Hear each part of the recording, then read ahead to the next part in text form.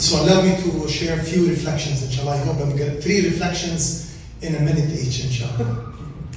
So my first time to meet Shaikh Qaradawi, alayhi rahmatullah, was early 1993. A month or a few weeks right after, for those who remember, in December 1992, there was a big event in Palestine when Israel expelled over 500 Palestinian activists to Marj al-Zuhur in Lebanon.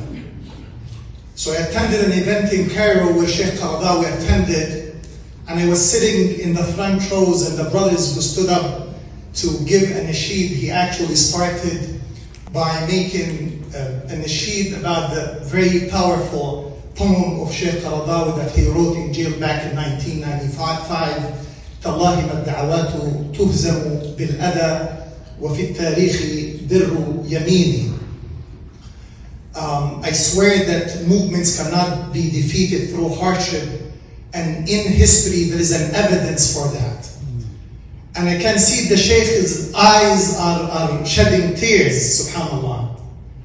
I was honored and blessed enough after this public event to be invited to, yallah, might be a liability, but it's okay.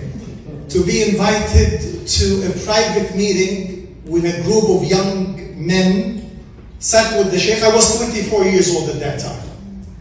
And one of our mentors asked him about the role of Muslim sisters in Islamic work and in the Islamic movement. And I'm using this as how relevant Shaikh Qaradawi was when it came to his vision and his ability to give relevant fatwa. He shared with us about his experience in America being invited to the conventions of Maya. And he said, I entered a hotel and they told me, you go in this elevator, your wife has to go in this elevator. So I told them, are you amongst those الذين يفرقون بين المرء وزوجه? Are you the ones who separate between a husband and wife? And he said, I was invited to give a lecture for sisters. And the brother sitting next to me, a big hall full of sisters, yet there is a brother sitting next to me emceeing the program. Sisters are not allowed to ask questions, they write their questions, and he has to read the question for me. And I asked them why there isn't a sister that can MC the program. And why don't you allow a sister to stand up and ask a question?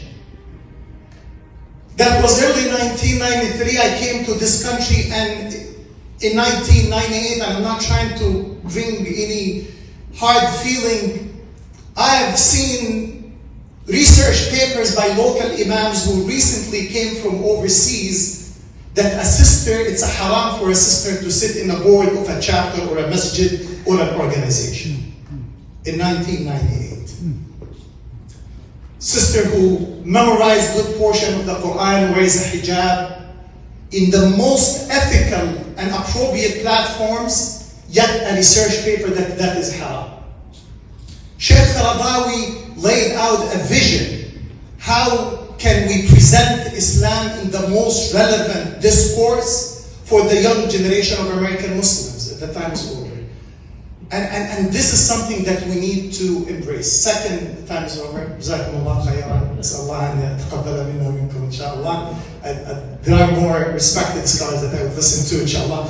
But this is a challenge for us as a community that we need to embrace. I ask Allah subhanahu wa ta'ala to accept from us.